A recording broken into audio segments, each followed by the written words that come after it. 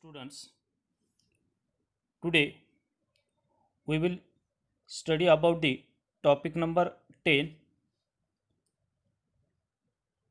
that is evidences of organic evolution, belong to chapter origin and evolution of life. So listen about evidences of organic evolution.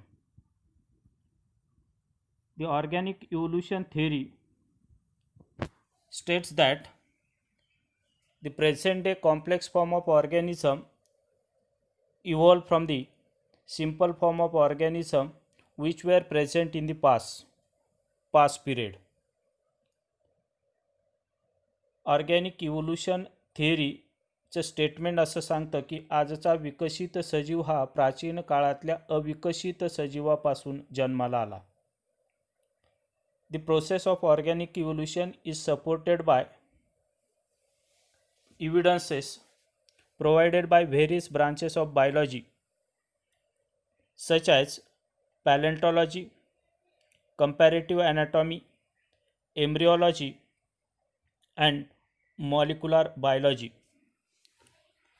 Organic इव्होल्यूशनला support करण्यासाठी जीवशास्त्रातील वेगवेगळ्या शाखा ह्या उपयुक्त ठरतात. Process of organic evolution supported by evidences provided by various branches of biology.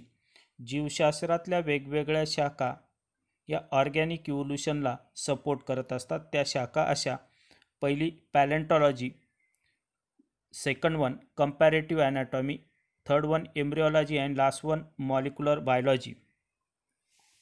So firstly we will study about the paleontology. Paleontology, there is question arise on this topic: what is paleontology and what is fossils?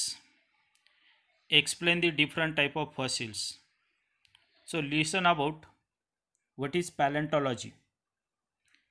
The branch of biology which deals with study of fossils is known as paleontology.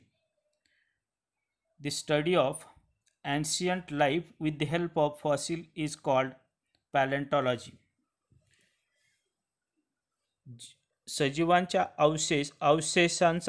सजीवांचे जे अवशेष असतात त्यांचा अभ्यास करून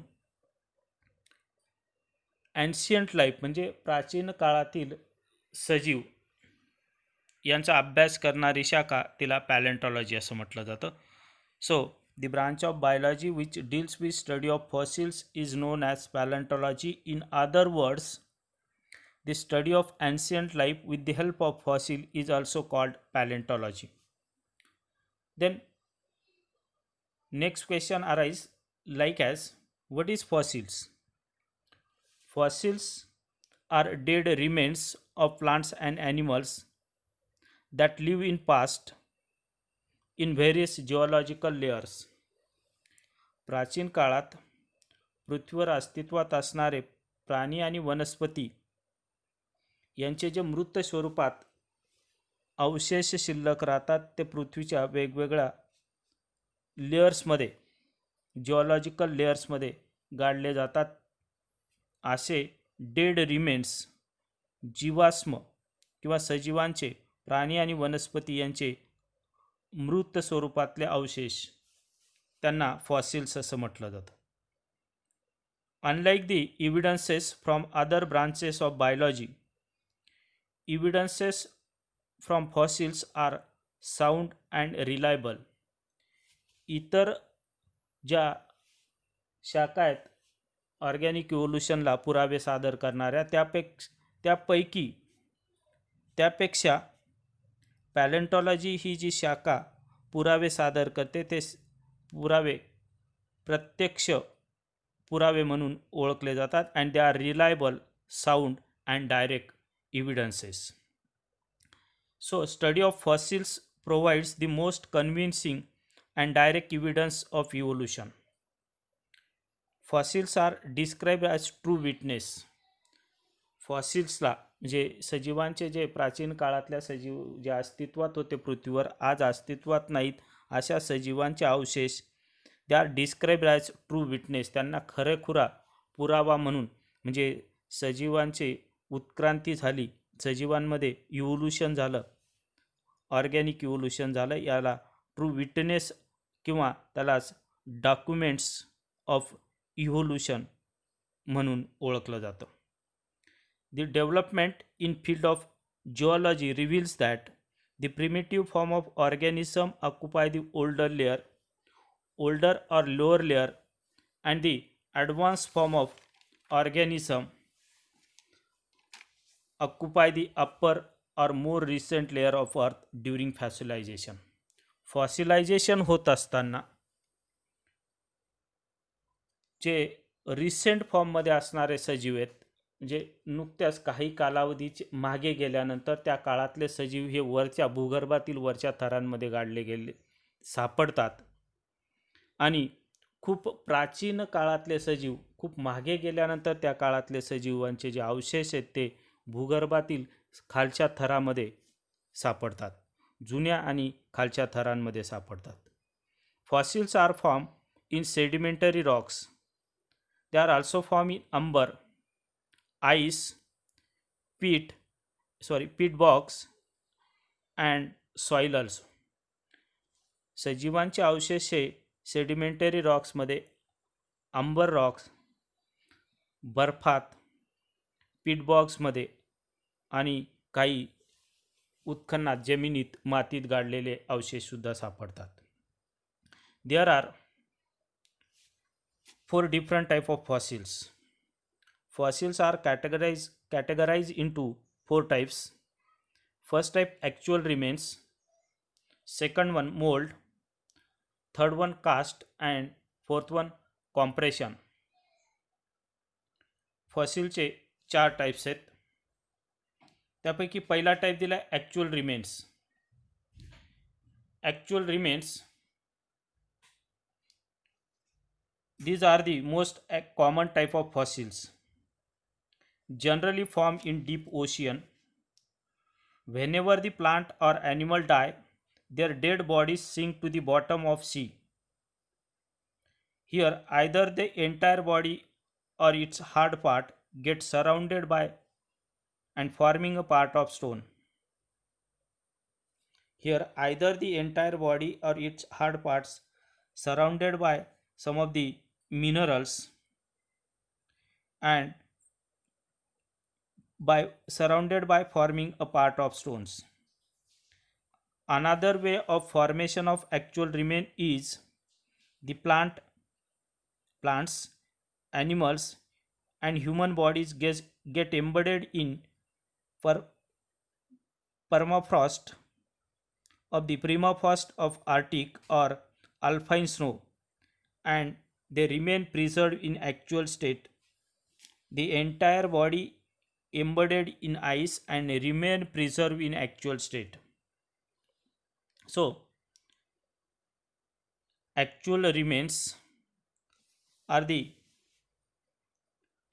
formed by the fossils of or the entire body of plants and animal get embedded in permafrost of Arctic or alpine snow and remain preserved in actual state, or the entire body embedded in ice and remain preserved in actual state, hence it is known as actual remain. Actual remains are the most common type of fossils. They are generally formed in a deep ocean. Whenever the plant or animals die, their dead bodies sink to the bottom of sea.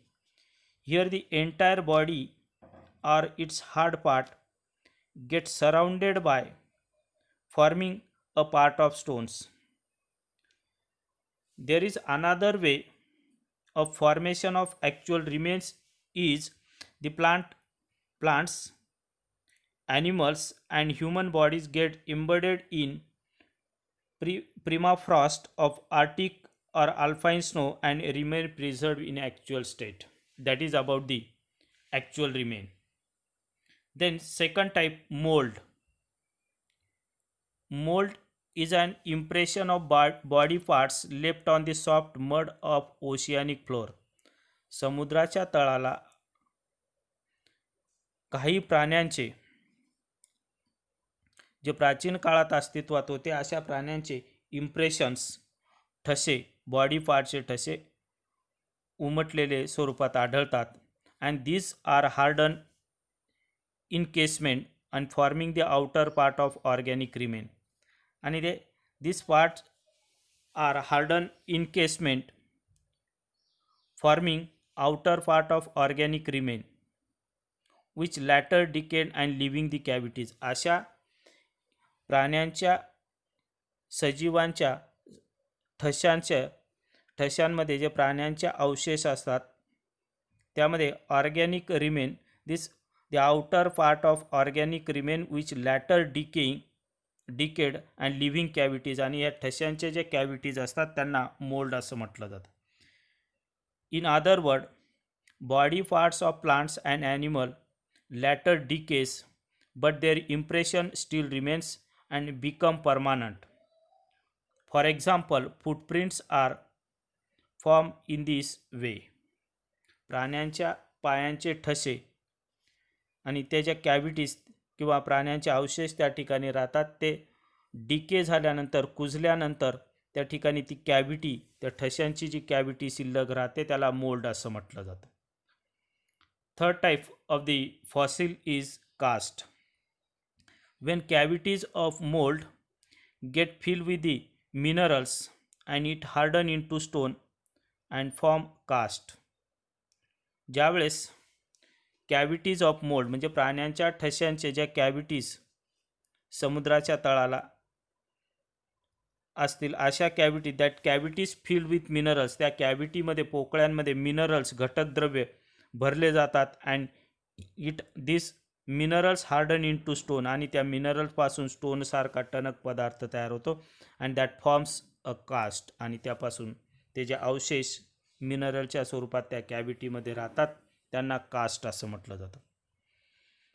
Caste are the harden piece of minerals. Cast are the harden piece of mineral matters deposited in the cavities of mould. प्राण्यांच्या ठसे, पायाचे ठसे किंवा body पार्टचे ठसे, त्यांचे जे cavities असतात त्या कॅव्हिटीजमध्ये मिनरल भरल्या गेल्यानंतर they become harden and that is cast. The last one impression, last one, not impression, that is compression. Compression is the internal structure is absent but a thin carbon film indicate the outer line of external features. बऱ्याचदा काही प्राण्यांचे जे structure सजीव जमिनीत गाडले जातात, भूगर्भात गाडले जातात, त्यांचे इंटरनल स्ट्रक्चर हे कुजल्यामुळे ते नसतं त्या ठिकाणी, परंतु त्या भोवती थीन कार्बन फिल्म तयार झालेली असते that indicate the outline. This outer carbon film indicate the outline of external features, आणि त्या प्राण्याचे एक्सटर्नल फीचर्स त्या कार्बन फिल्मवरून इंडिकेट होत असतात. त्याला कॉम्प्रेशन असं म्हटलं जातं. These are the 4 different type of fossils. The next topic, significance of paleontology. There is question arise on this topic like as, what are the different significance of paleontology? Paleontology is one of branch of biology which deals with study of fossils and it useful by various ways to the biology or for the it provide the evidence for the evolution. So the significance of paleontology is, the first significance of paleontology is it is useful in reconstructing the phylogeny, that is evolutionary history of an organism. प्राण्यांची जी वंशावळ असते ती reconstruct करण्यासाठी, तिचा अभ्यास करण्यासाठी पॅलेंटॉलॉजीचा उपयोग होत असतो. It is helpful to reconstructing the phylogeny, that means it is useful in the or find out the evolutionary history of an organism. प्राण्याच्या अनुवंशिकतेचा वंशावळीचा अभ्यास करण्यासाठी पॅलेंटॉलॉजी उपयुक्त ठरत असते. Then second significance is like as palaeontology help in studying various other forms and structure of extinct animals. पृथ्वीवरून जे नष्ट झालेत, प्राचीन काळात अस्तित्वात होते अशा प्राण्यांच्या वेगवेगळ्या स्वरूपांचा अभ्यास करण्यासाठी, त्यांच्या रचनेचा अभ्यास करण्यासाठी पॅलेंटॉलॉजीचा उपयोग होत असतो. Then third significance, fossils are the important tools which help in understanding the habits of extinct organism. त्यानंतर पॅलेंटॉलॉजीच्या माध्यमातून जे दुर्मिळ झालेले प्राणी आहेत किंवा जे पृथ्वीवरून नष्ट झालेले प्राणी आहेत यांच्या हॅबिट्स, सवयी, त्यांचा राहणीमान यांचा अभ्यास करण्यासाठी या शाखेचा उपयोग होत असतो. Palaeontology provide a record of missing link between two group of organism. दोन भिन्न ग्रुपमधले जी कनेक्टिंग लिंक असते, दोन वेगवेगळ्या वर्गातील प्राण्यांना जोडणारा जो दुवा असतो त्याला कनेक्टिंग लिंक म्हणतात. म्हणजे दोन्ही ग्रुपचे, दोन्ही वेगवेगळ्या क्लासचे गुणधर्म दाखवणारा सजीव जो प्राचीन काळात होता असा सजीव त्याला मिसिंग लिंक म्हणून ओळखलं जातं. And this palaeontology provides record of such missing link between two group of organism. And last one, palaeontology provides evidence for the evolution. Palaeontology उत्क्रांतीला पुरावे सादर करण्यासाठी उपयुक्त ठरत असते. These are the significance of palaeontology. Then next topic belong to the paleontology, that is connecting link. Paleontology provides evidences for evolution in the form of connecting link. So listen about connecting link. Connecting link is defined as intermediate or transitional state between two group of organism or between two systematic groups of organism. दोन भिन्न वर्गातल्या सजीवांचे गुणधर्म दाखवणारा सजीव, त्यांच्यामधला intermediate स्टेटमध्ये असणारा सजीव, दोन्ही वर्गातील प्राण्यांचे गुणधर्म दाखवणारा सजीव, त्याला कनेक्टिंग लिंक असं म्हटलं जातं. This connecting link possesses structure common to both groups and thus indicating the evolutionary line. It also called missing link. Connecting लिंकला मिसिंग लिंक असं म्हटलं जातं. आणि कनेक्टिंग लिंकमध्ये दोन वेगवेगळ्या भिन्न ग्रुपमधल्या सजीवांचे गुणधर्म दिसून येतात. It is fossil form transitional or intermediate between two group of organism. Connecting link म्हणजे काय? फॉसिल फॉर्म म्हणजे अवशेषांच्या स्वरूपात असणारी ट्रान्झिशनल किंवा इंटरमिडिएट स्टेटमधला सजीव, म्हणजेच इंटरमिडिएट किंवा ट्रान्झिशनल स्टेटमधले प्राण्याचे अवशेष जो प्राचीन काळात पृथ्वीवर अस्तित्वात होता आणि तो दोन वेगवेगळ्या वर्गातील प्राण्यांचे गुणधर्म दाखवत होता. अशी ट्रान्झिशनल स्टेट किंवा असा फॉसिल फॉर्म जो ट्रान्झिशनल किंवा इंटरमिडिएट स्टेटमध्ये होता दोन भिन्न वर्गाच्या. It shows some characteristics of both groups. For example, there are certain examples of the connecting link. First one Simoria, second one Ichthyostachya, and last one Archaeopteryx. Simoria is one of the best example of the connecting link. Simoria lived about 350 million years ago. It is regarded as connecting link between amphibians and reptiles. उभयचर प्राणी आणि सरपटणारे प्राणी दोघांचे गुणधर्म असणारा हा प्राणी, म्हणजे सरपटणाऱ्या प्राण्यासारखा दिसणारा, जमिनीवर वावरणाऱ्या उभयचर प्राण्यासारखे, त्याचबरोबर अम्फिबियनसारखे दोघांचे गुणधर्म यामध्ये दिसून आलेत. हा प्राचीन काळात पृथ्वीवर अस्तित्वात होता. 350 मिलियन वर्षापूर्वी हा पृथ्वीवर अस्तित्वात होता. याच्या अवशेषावरून असं सांगण्यात आलं. These animals, Simoria, laid its eggs on land like reptile but structurally it look like amphibian. that is about the Simoria. Then Ichthyostasia is another example. It is also connecting link between fish and amphibian. Ichthyostasia हा उभयचर प्राण्यासारखा जमिनीवर वावरू शकत होता आणि दिसायला fish सारखा होता, पाण्यातही राहायचा आणि जमिनीवरही राहायचा, असा फिश सारखा हा प्राणी इक्थिओस्टेजिया. Then last one, the best example of connecting link, that is Archaeopteryx.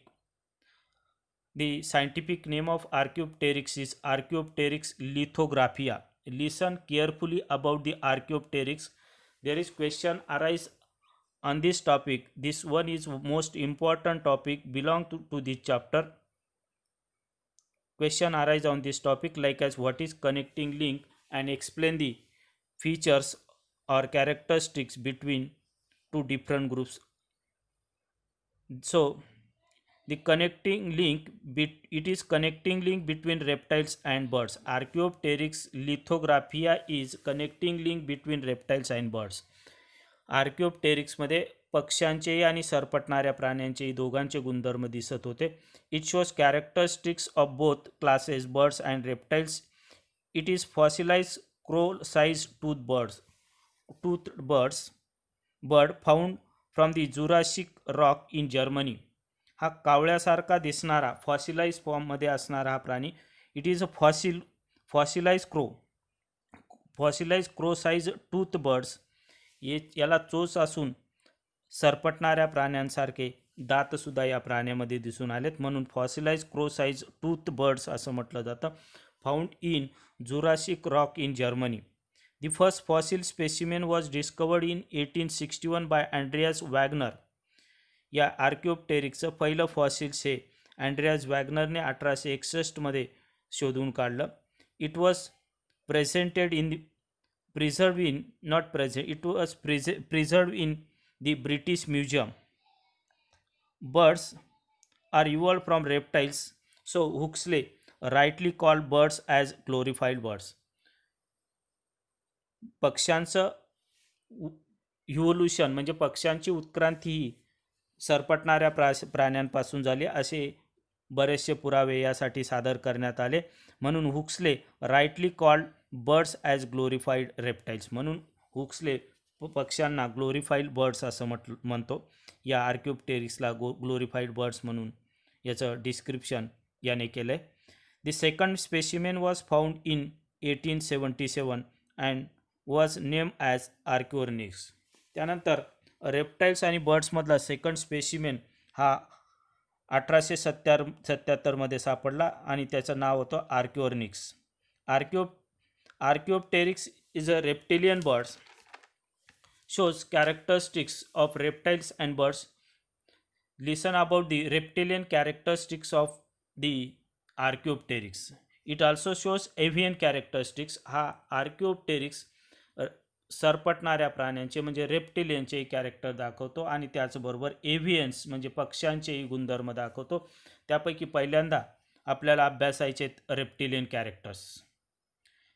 The Archaeopteryx shows reptilian characteristics like as it shows presence of long tail, claws and scale on the body.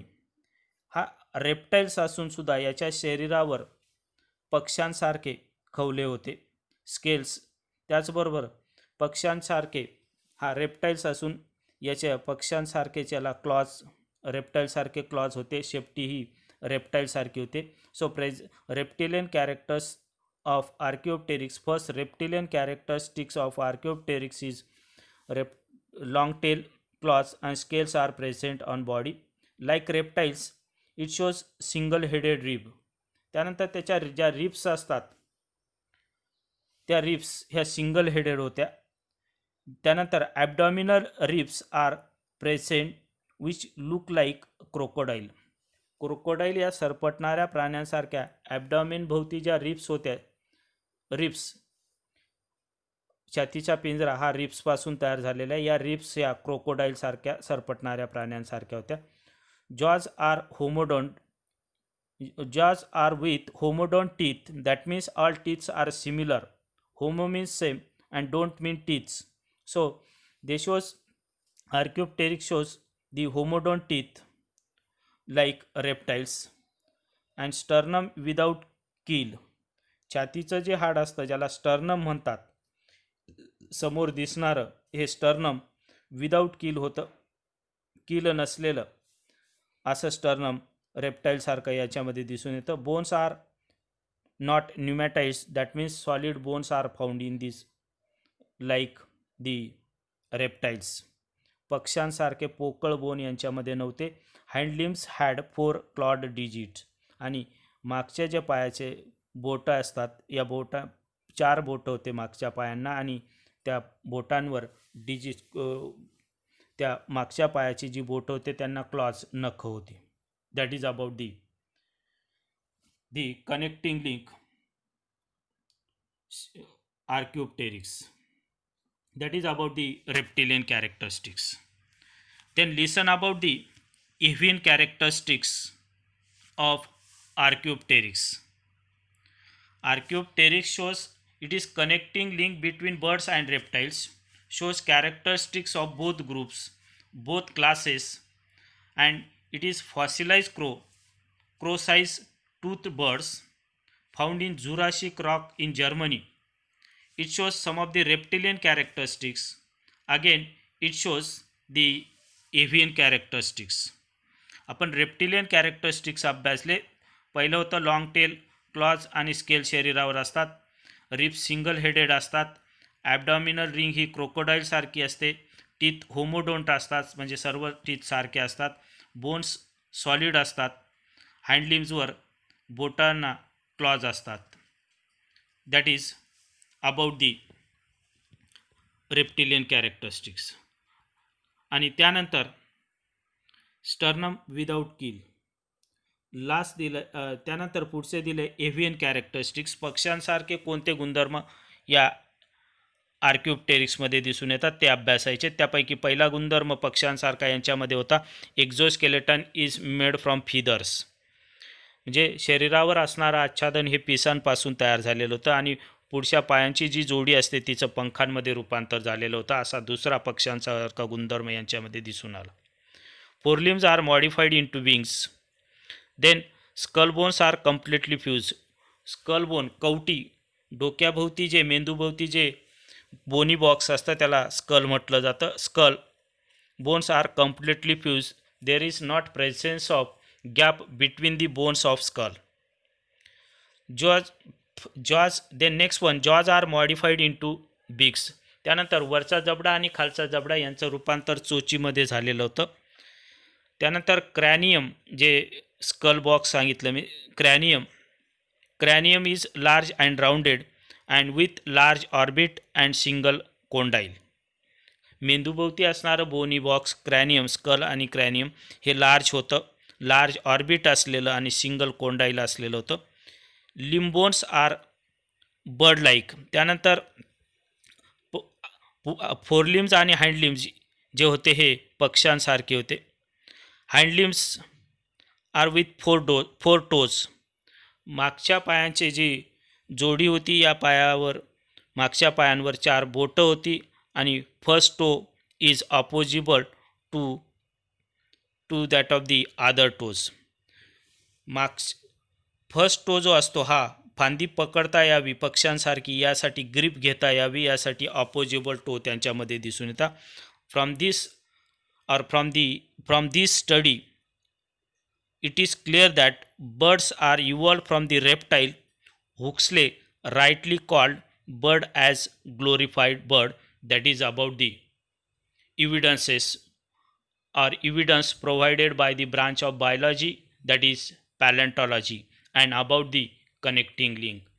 The remaining topic of this chapter we will see in next lecture. Thank you.